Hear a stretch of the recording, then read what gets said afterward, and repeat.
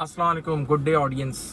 अच्छा जी, बड़ा के इलेक्ट्रिक पे तनकीद की जा रही है और बड़े वीडियोस और टीवी चैनल्स और पता नहीं क्या क्या करके और एक बड़ा इशू क्रिएट किया जा रहा है और सजेशन ये दी जा रही है कि के इलेक्ट्रिक के सामने गवर्नमेंट को कंपटीशन ले आना चाहिए, यानी और बॉडीज ले आना चाहिए।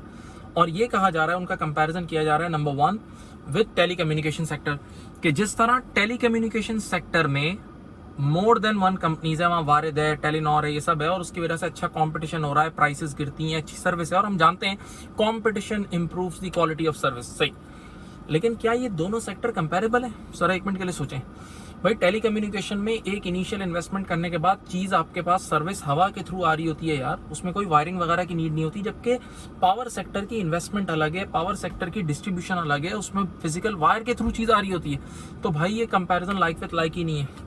नंबर 2, दूसरा कंपैरिजन कितने लोग कर रहे हैं कि यार जिस तरह कनाडा में, ऑस्ट्रेलिया में, यूएस में बहुत सारी डिस्ट्रीब्यूशन कंपनीज हैं, आपको इससे इलेक्ट्रिसिटी लेनी है, इससे लेनी है, कॉम्पिटिटिव रेट्स हैं, रात का रेट अलग है, दिन का रेट अलग है, तो वहां बहुत जबरदस्त है। हाँ अच्छा है, तो बोला वो यहाँ भी ले आए के इलेक्ट्रिक के सामने कॉम्पिटिशन। तो भाई इसके लिए आप जरा पाकिस्तानी गवर्नमेंट का एग्रीमेंट भी पढ़ लें। हमारा अबराज ग्रुप के साथ, जो के इलेक्ट्रिक की पेरेंट यानी कंट्रोलिंग पार्टी है, उसके साथ एक्सक्लूसिव अरेंजमेंट है। एक्सक्लूसिव यानी हम कॉम्पिटिटर नहीं ला सकते, इसका दरवाजा बंद है, अगले कुछ सालों तक ये दरवाजा ही बंद है, ये हो ही नहीं सकता। ये ऐसा ही है कि एक लड़की का निकाह हो गया है, अब वो उस निकाह पे दूसरा निकाह थोड़ी कर सकती है, लड़की थोड़ी कर सकती है। हाँ लड़का कर सकता है।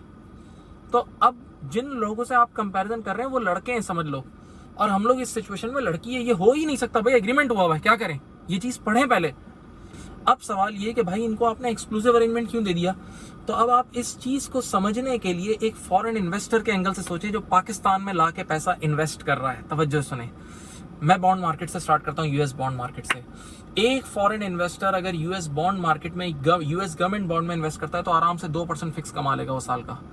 अगर वो थोड़ा और रिस्क लेता है और कॉर्पोरेट बॉन्ड्स की तरफ जाता है तो 3% उसको मिल जाएगा। थोड़ा और रिस्क लेता है और बिल्कुल प्राइवेट कंपनी को जाके लोन देता है तो उसको 5% मिल जाएगा। थोड़ा और रिस्क लेता है और जंक बॉन्ड्स में या स्पेक्युलेटिव बॉन्ड्स में इन्वेस्ट करता है तो उसको 7% के करीब मिल जाएगा।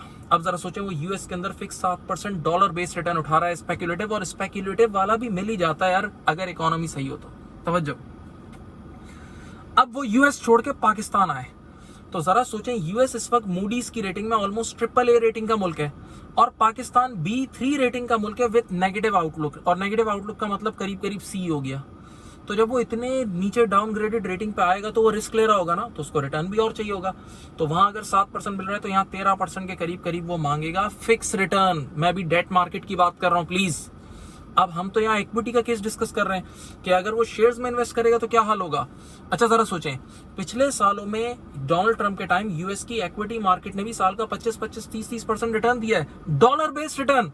तो वो उस डॉलर बेस्ड रिटर्न को छोड़ के यहाँ आके इन्वेस्ट कैसे करेगा यार 25-30% का रिटर्न? तो ये एक बहुत बड़ा चैलेंज है। अच्छा, अब कितने लोग ये कहते हैं कि यार पाकिस्तानी गवर्नमेंट ने जो IPPs है, इंडिपेंडेंट पावर प्रोड्यूसर्स, उनको गवर्नमेंट डॉलर बेस्ड रेट देती है, यानी वो जो कमाते हैं ना, वो जो जनरेट करके इलेक्ट्रिसिटी देते हैं उस पर उनको डॉलर बेस्ड कमाई होती है पावर कंपनीज को। तो यार ये 1990s में जो एग्रीमेंट हुए ये गलत हुए, जिस वजह से हमें बड़ा नुकसान होता है। तो भाई जरा इसके पसे मंजर में जाएं आप, 1990s में जरा गौर करें तो उस वक्त कितने सिक्योरिटी इश्यूज थे, टेररिज्म इश्यूज थे, फिर आपका देयर इज रिजीम चेंजेस का बहुत इशू था, हमारी गवर्नमेंट स्टेबल नहीं थी। उस दौर में 2-2 सालों में विकटें गिर जाती थी, 2 साल में ये गवर्नमेंट आई गई, फिर 2 साल में आई फिर गई, तो वहाँ स्टेबिलिटी नहीं थी। तो ऐसे में फॉरेन इन्वेस्टर कैसे इन्वेस्ट करेगा यार? तो भाई हमें FDI, फॉरेन डायरेक्ट इन्वेस्टमेंट लानी पड़ती है, मांगनी पड़ती है, केस बनाना पड़ता है उसके लिए। और FDI हमारे यहाँ कितनी कम होती है, जैसे करंटली ऑलमोस्ट 1.25% या 1.5% ऑफ द GDP है। मुशर्रफ के टाइम पे जब पाकिस्तान बहुत अच्छा तरक्की कर रहा था तब जाके 5% ऑफ द GDP हुई थी, वरना ऑन एवरेज ये 2% ऑफ द GDP होती है यार। तो हमारे लिए लाना बहुत मुश्किल होता है। इन सबसे बढ़कर अब गौर से सुने, एक चीज होती है सोवेरेन गारंटी, जो कोई भी मुल्क की गवर्नमेंट फॉरेन इन्वेस्टर को देती है। आप यकीन करें, अनफॉर्चुनेटली हमारा मुल्क पाकिस्तान सोवेरेन गारंटी में कई बार डिफॉल्ट हुआ है। आप जाके गूगल पे लिखें how many times Pakistani government defaulted in sovereign guarantee, ये जाके आप लिखेंगे ना तो आपको एक लिस्ट मिल जाएगी कि 2012 से कितनी बार हम डिफॉल्ट हुए हैं। तो अब फॉरेन इन्वेस्टर हमारी सोवेरेन गारंटी से भी थोड़ा डरता है यार, बहुत बड़ी बात है ये।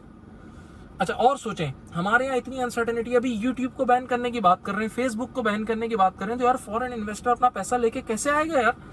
तो इट्स अ बिग चैलेंज यार। अच्छा और थोड़ा सोचें, आप कहते हैं प्राइवेटाइज, देखें जब ये के इलेक्ट्रिक भी प्राइवेटाइज ही हुई थी ना, HBL प्राइवेटाइज हुई थी, ये सारे, तो जब एक इदारे को हम प्राइवेटाइज करके फॉरेन इन्वेस्टर को लाते हैं तो सबसे पहले तो उस इदारे के हमारे एम्प्लॉयज खड़े हो जाते हैं। सुने, उनको आपको गोल्डन हैंडशेक देना होता है, उसमें कितने घोस्ट एम्प्लॉयज होते हैं, पॉलिटिकल भर्तियां होती हैं। अभी हमने PIA का देखा है क्या हाल था पायलट्स का। तो भाई ये एक बहुत बड़ा एक खर्चा फॉरेन इन्वेस्टर का। उसके बाद तवज्जो फरमाइए, जब वो फॉरेन इन्वेस्टर आता है तो हमारे इदारों की ऐसी तैसी हुई भी होती है, तो एक बड़ी लंबी चौड़ी एडिशनल इन्वेस्टमेंट होती है। और इन सब के बाद जब वो इतना सारा रिस्क ले, सब कुछ ले, और एंड में आप उसको बोलो मैं आपके सामने कॉम्पिटिशन भी करते हैं, तो यार वो भाग जाएगा। उसके पास ऑल्टरनेटिव एवेन्यूज भी हैं, उसके पास इंडिया भी है, उसके पास बांग्लादेश भी है, उसके पास वियतनाम भी है, बहुत सारे ऑल्टरनेटिव इन्वेस्टमेंट एवेन्यूज हैं यार। तो भाई ये इतना आसान काम नहीं है जितना हम सोच रहे हैं, इतना मजे ले लेके हर बंदा तनकीद कर रहा है यार। अच्छा, आप एंड में एक और बात सुने, के इलेक्ट्रिक की अपनी कुछ परफॉर्मेंस अच्छी भी रही है, कुछ चीजें पॉजिटिव भी हैं। जैसे जब के इलेक्ट्रिक आई थी उस वक्त T&D, transmission and distribution losses 40% के करीब होते थे। अब जाके आज ये 20-23% पे आ गए, तो कितनी एफिशिएंसीज भी तो दी। तो आप पूरी ब्रॉडर पिक्चर को देख के डिसीजन लें और स्टडी करें इस चीज को। होप बात समझ गए होंगे। अपना ख्याल रखिए। Thank you.